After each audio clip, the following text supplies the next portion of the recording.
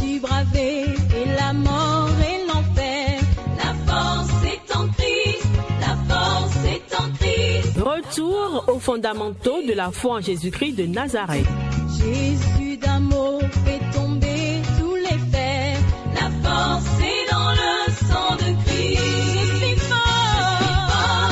Retour aux fondamentaux de la foi en Jésus-Christ de Nazareth, une émission d'enseignement présentée par le pasteur Ketchon Joseph. Plus que vainqueur par le sang. Retour aux fondamentaux de la foi en Jésus-Christ de Nazareth, c'est tous les mercredis de 10h45 à 11h15 sur Radio Évangélique Maranatha.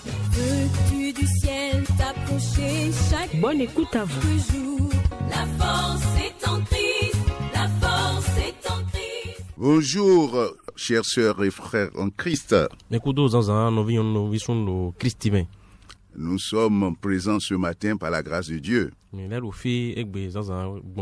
nous rendons grâce à notre Seigneur Jésus-Christ de Nazareth, le Fils du Dieu vivant, qui par ses grandes compassions et son amour est venu dans ce monde de ténèbres pour sauver nous qui étions retenus dans les ténèbres. Nous qui étions sans espoir. Nos âmes étaient errantes dans le désert. Et nous n'avons aucun espoir. Destiné à la ruine et à la perdition totale. Le Seigneur Jésus-Christ est venu avec son bras d'amour. Et il nous a finalement sauvés. Il a sorti de notre désert par le sang qu'il a versé à la croix.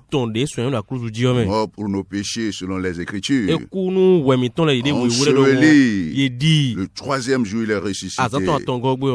Car il est possible qu'il fut retenu par les liens de la mort. Car il est le prince de la vie. Et il t'invite ce matin à te confier à lui, à son œuvre pour être sauvé. Que tu te confies à lui pour le salut de ton âme. Voilà, frères et sœurs, soyez bénis ce matin et que la bénédiction de Dieu vous éclaire. Que cette parole de vie vous donne la vie. Mangez cette parole et vous ne serez jamais affamés au nom puissant de Jésus. Donc, comme vous saviez, nous étions en train d'étudier les 3 piliers de l'évangile de notre Seigneur Jésus-Christ. Et nous avons dit que nous allons parler du premier pilier, la mort de notre Seigneur Jésus-Christ. Et nous avions dit beaucoup de choses. Et ce jour, nous voulons régler un problème concernant la justification que nous avons obtenue en Jésus-Christ. Nous sommes justifiés gratuitement par sa grâce. Et sans les œuvres de la loi et sans les efforts humains. C'est la thèse principale de l'épître de Paul aux Romains. Pour nous permettre de comprendre ce salut que nous avons obtenu. Alléluia. Alléluia. Ainsi, je vais, pour régler ces contradictions, disons pas, c'est-à-dire régler une question fondamentale aujourd'hui. Nous allons lire 2 épîtres d'abord. Nous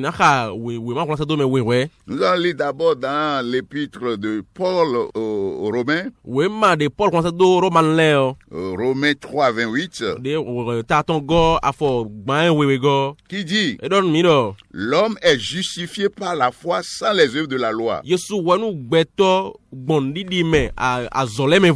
Et dans Éphésiens 2, il revient et il nous dit ceci: Éphésiens 2 que nous connaissons. Tous ceux qui ont cru en Christ. C'est des versets qu'ils connaissent par cœur.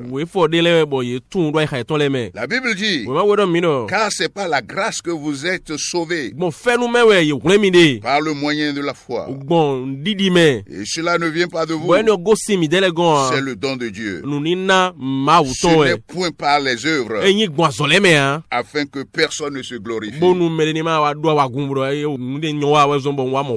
Romains 3, vers 8, il a dit l'homme est justifié par la foi, sans les œuvres de la loi.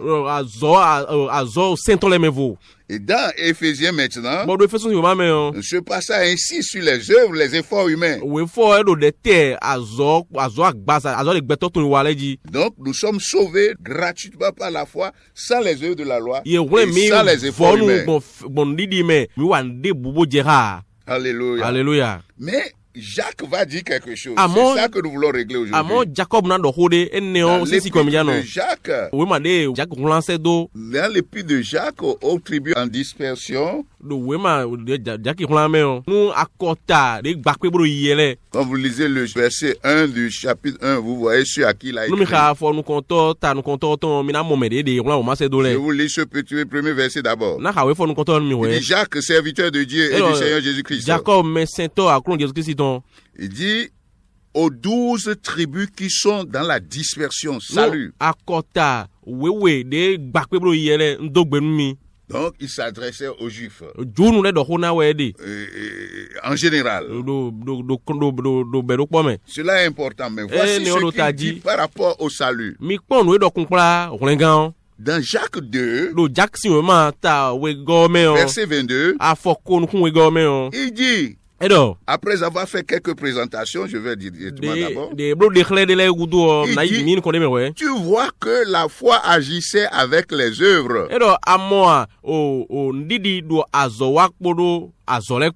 Et que par les œuvres, la foi fut rendue parfaite. Maintenant, dans le verset 24, il dit ceci. Vous voyez que l'homme est justifié par les œuvres et non pas la foi seulement. Apparemment, va dire qu'il est en contradiction avec ce que Paul et l'Esprit Saint dit par Paul. Paul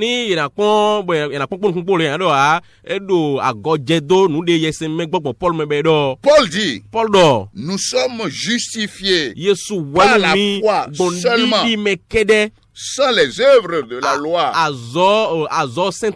sans les efforts humains. Mais Jacques dit dans le chapitre 2, verset 24, vous voyez que l'homme est justifié par les œuvres, non pas la foi seulement. Le Saint-Esprit par Paul dit pas la foi seulement. Jacques revient pour dire non pas la foi seulement. Mais qu'on est justifié par les œuvres.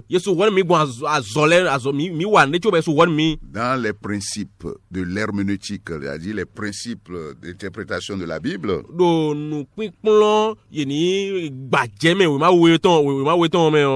les principes, c'est-à-dire quand vous abordez un texte biblique,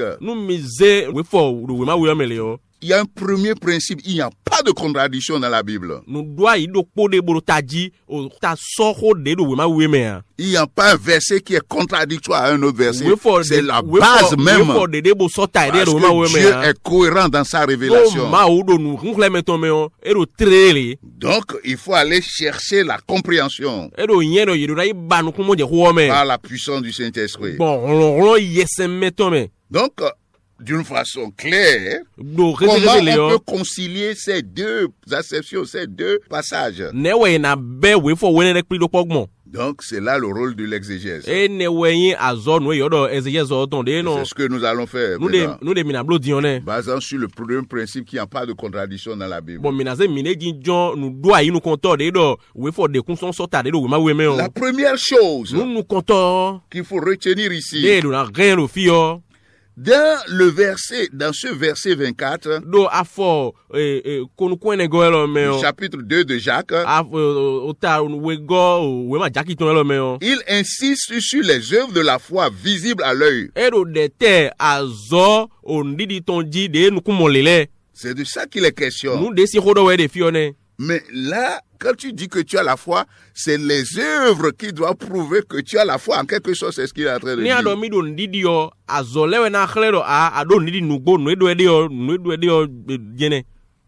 Oh, Dieu ne regarde pas à ceux qui frappent les yeux, mais à ce qui est dans le cœur. 1 Samuel 16:7. Dans Matthieu 15, il va dire, ce peuple m'honore des lèvres, mais son cœur est éloigné de moi. Donc Dieu lui voit le cœur. Donc quand on lit l'épître aux Romains, vous allez voir que ce que Paul est en train de dire là-bas, par le Saint-Esprit, Paul parle de la foi qui est dans le cœur. C'est-à-dire que Jacques dit ce que nous voyons par les yeux. Ce que nous voyons par les yeux. Mais alors, qu'est-ce qu'allons nous dire maintenant? C'est que, conformément à ce que Paul est en train de dire, il faut que ce soit clair pour nous tous. Dieu lui regarde au cœur. Et donc, quand Dieu voit la foi dans le cœur de quelqu'un, la foi en l'œuvre de notre Seigneur Jésus-Christ, Dieu le justifie instantanément. Avant même que cette foi ne se manifeste par les œuvres. Dieu justifie instantanément celui qui croit. En fait, la foi dont Paul parle dans le Romain, en fait, c'est Dieu qui voit le cœur. C'est la foi du cœur. Et c'est Dieu même qui donne cette foi. C'est donc qu'il est écrit. La foi vient de ce qu'on entend, de la parole de Dieu. Donc la foi qui sauve, c'est la foi qui est un don de Dieu. La foi qui sauve, la foi qui saisit la mort, l'ensevelissement, la résurrection du Christ, et qui est un don de Dieu. Selon Éphésiens 2, Dieu qui voit la foi dans le cœur, il justifie instantanément, sans les œuvres. Maintenant, il y a le facteur temps qui peut intervenir maintenant. Celui qui croit instantanément, Dieu le justifie en voyant la foi dans son cœur. Et cette foi, c'est la foi dont nous parlons. C'est cette foi qui a été définie dans Romains 10. La Bible dit, si tu confesses de ta bouche le Seigneur Jésus et tu crois dans ton cœur que Dieu l'a ressuscité d'entre les morts, alors tu seras sauvé. Donc il s'agit de croire dans le cœur. Mais qui voit le cœur? Aucun homme ne voit le cœur. Seul Dieu voit le cœur. Et c'est ce qui s'est passé pour le brigand à la croix. Quand il a parlé, Dieu a vu, Jésus a vu la foi dans son cœur. Et aussitôt, il l'a sauvé sans les œuvres. Et si on prend le cas de Paul même qui parle, Paul a émis. Si on voit l'histoire de la conversion de Paul dans Acte 9, il était ennemi de Dieu. Et il allait dévaster l'église de Dieu. Quand Jésus l'a rencontré, avec une lumière salvatrice. Et il est tombé. Aussitôt, Dieu l'a envoyé vers Ananias pour qu'Ananias prie pour lui. Mais quelle œuvre il a fait? Aussitôt, il a vu la lumière. Ses yeux sont revenus à la normale. Et il a reçu la vie. Et il a commencé à courir. Mais c'est ça. Donc au moment de la conversion, il n'y a pas encore d'œuvre. Et tous ceux qui ont été appelés par Christ, c'est dans le cœur que la foi naît, et c'est la foi du cœur qui sauve. Si tu crois dans ton cœur que Dieu l'a ressuscité d'entre les morts,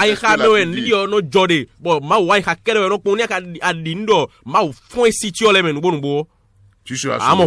C'est ça. Donc maintenant, ce que maintenant Jacques est en train de dire, mais si tu as cette foi-là, c'est que tôt ou tard là, cette foi doit produire des œuvres. Donc on lit bien Jacques est orienté vers la pratique de la foi. C'est de ça qu'il parle. C'est donc si tu as cru, avec le temps, on doit voir les œuvres. C'est ce qu'il est en train de dire. Dieu qui voit la foi dans le cœur justifie sans les œuvres. Et ces œuvres vont apparaître après. C'est ce qu'il est en train de dire. C'est ce que Jacques est en train de dire. Alléluia. Alléluia. Donc Jacques n'est pas en contradiction avec Paul. Parce que Jacques aussi est en train de parler de la foi du cœur. C'est de ça qu'il parle. Parce que deuxième élément que je veux aborder ici, Jacques dit dans le verset 22, tu vois que la foi agissait avec ses œuvres. Et que par les œuvres de la foi furent rendues parfaites. C'est ce qu'il est en train de dire. Les œuvres de la foi. Il dit pas les œuvres de la foi. Par les œuvres, la foi fut rendue parfaite. C'est ce que le verset 22 dit. Mais c'est la même chose que Paul dit. Si nous lisons Galates 5-6, l'apôtre parle, le Saint-Esprit, la foi dont il parle dans Romains, il dit c'est la foi qui est agissante par la charité et par l'amour. C'est ça. Donc il ne s'agit pas des œuvres de la loi. Mais il s'agit des œuvres d'amour. Donc que ce soit Jacques qui dans le verset 22 dit la foi qui agit avec les œuvres. Et Galates 5-6 dit, l'apôtre Paul dit la foi agissante par la charité. Donc les deux parlent de la foi agissante. C'est-à-dire la foi qui agit. Donc la foi qui sauve, c'est une foi vivante. C'est une foi qui est dynamique. C'est une foi qui agit. C'est une foi action. À sa naissance dans le cœur, Dieu justifie. Mais comme c'est une entité vivante, quelque chose qui a de la vie, ça commence à produire. C'est ce qui se passe. Et donc Jacques dit que cette foi va produire des œuvres. Donc c'est de cette foi que les deux sont en train de parler. Donc la foi en Jésus-Christ de Nazareth, la foi qui sauve, cette foi-là, c'est une foi vivante qui produit tôt ou tard les œuvres. Maintenant le problème aussi c'est quoi? À quel moment de la naissance de la foi te situes-tu pour apprécier si c'est la foi agissante ou si la foi du cœur? Asiko dijon ndidi oton de teme wele di bonatuno ndidi de no diazo kabi ndidi mo diazo asiko ndidi te to metade. Quand la personne naît, ni ejimeo, à quel moment toi tu veux apprécier sa foi? Asiko de teme weyo abana ekuni ndidi ton. Voilà, c'est ça. À quel moment tu veux le faire? À la naissance, c'est difficile. À la naissance de cette fois, ça va être difficile de témoigner de cette foi. Mais Dieu lui justifie la foi dans le cœur sans les œuvres. Dieu, c'est lui qui donne cette foi. Maintenant, si tu ne laisses pas le temps à la personne, tu ne peux pas voir les œuvres. Encore que dans la Bible, nous voyons qu'il y a des chrétiens charnels. Dont Corinthiens a parlé. L'épître Paul aux Corinthiens. Donc les actes des chrétiens charnels ne suffisent pas à dire qu'ils sont chrétiens ou non chrétiens, non. Donc Paul est en train de parler de la foi qui est né dans le cœur. C'est-à-dire Dieu lui voit le cœur. Donc la foi que Dieu voit dans le cœur, c'est sur cette base que Dieu lui justifie. Tandis que Jacques là, lui prend la position des hommes. C'est-à-dire que les hommes, lui, eux, veulent voir les œuvres pour pouvoir témoigner si c'est une foi qui est vivante ou pas. C'est pourquoi Jacques dit que la foi qui ne produit pas les œuvres, elle est morte. Donc c'est pas la vraie foi. Quand on parvient là, on doit faire attention aussi. Parce qu'on a vu le Seigneur Jésus-Christ dans Jean 2, verset 23, qui a montré quoi? Que des gens ont cru en lui, mais lui ne se fiait pas à eux. Parce que les gens là faisaient des œuvres. Mais les œuvres seules ne suffisent pas pour dire que quelqu'un a la foi. C'est la foi qui sauve. Ce que nous avons dans nos églises. Les gens qui disent qu'ils ont la foi, ils font beaucoup d'activités, mais ils ont la foi basée sur les miracles, ou ce qu'ils peuvent tirer. Et cette foi qui est basée sur les miracles et ce qu'on peut avoir de Christ, c'est pas la foi qui sauve ça. Donc nous devons faire attention pour comprendre ce qu'ils sont en train de dire. Maintenant, Dieu ont pris l'exemple d'Abraham. Nous voyons Paul. Paul qui dit, quand Abraham a cru, cela lui fut imputé à justice. En se basant surtout toujours du point de vue de Dieu. Comment Dieu lui voit les choses.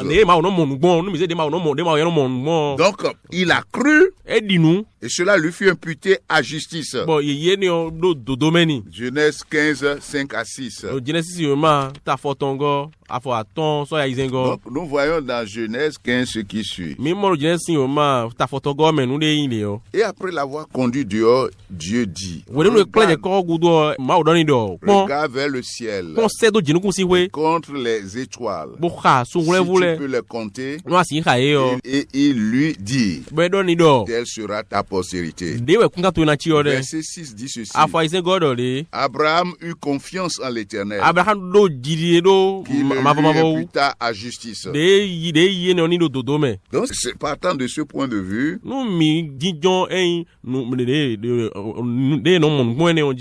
nous voyons que Paul conclut que sa foi lui fut imputée à justice. Donc Abraham fut justifié sans les œuvres. Donc Paul regarde, considère Genèse 15.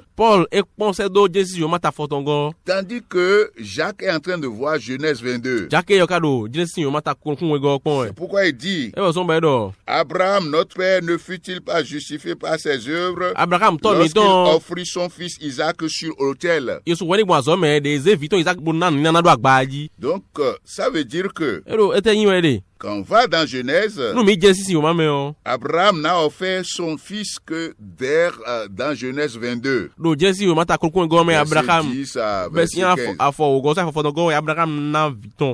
ce n'est pas en ce moment qu'est née la foi d'Abraham.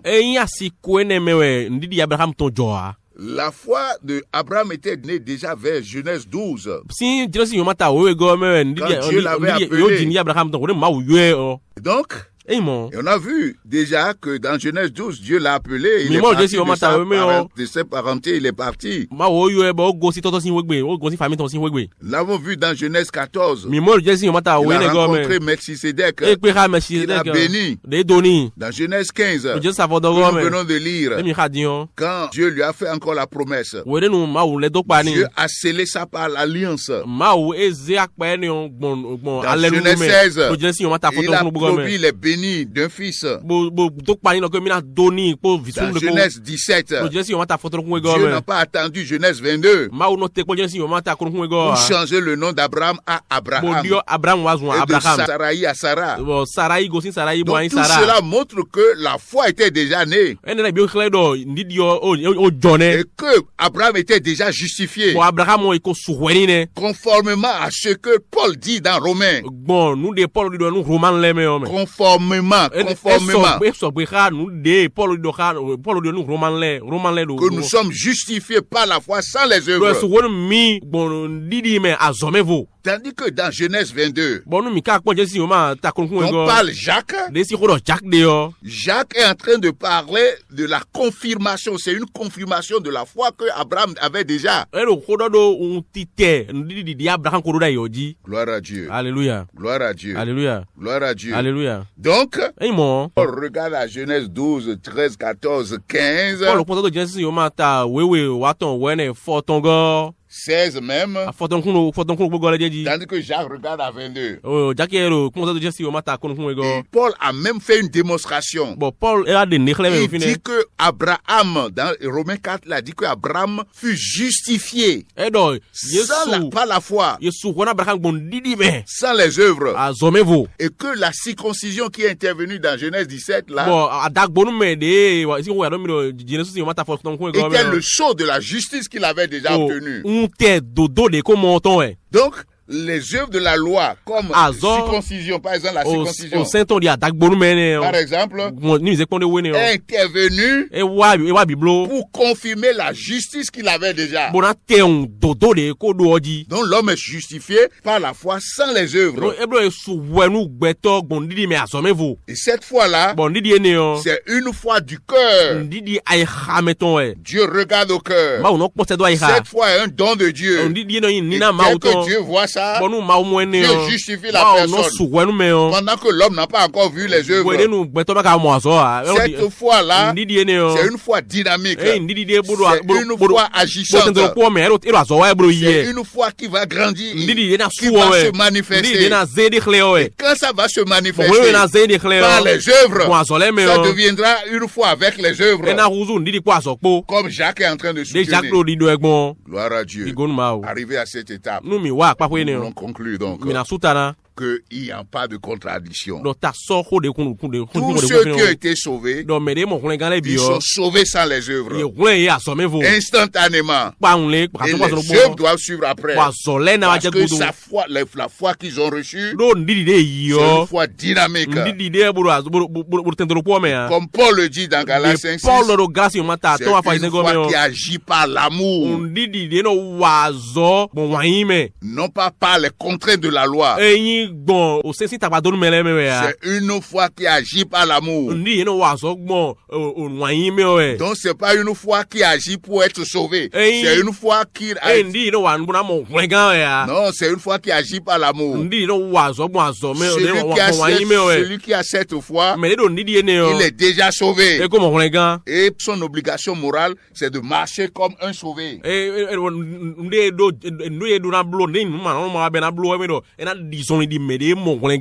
C'est ça. Que le Seigneur nous bénisse. Gloire soit rendue à son Seigneur.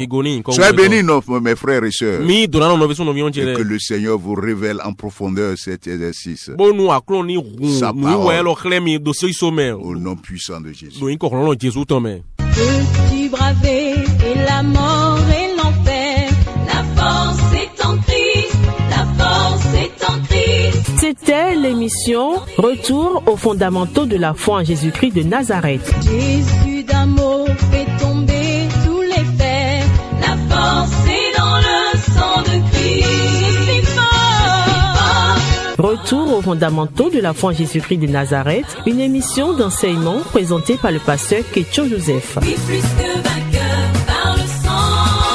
Retour aux fondamentaux de la foi en Jésus-Christ de Nazareth, tous les mercredis de 10h45 à 11h15. Contact du pasteur 53 53 03 84. 53 53 03 84. Que Dieu bénisse votre écoute.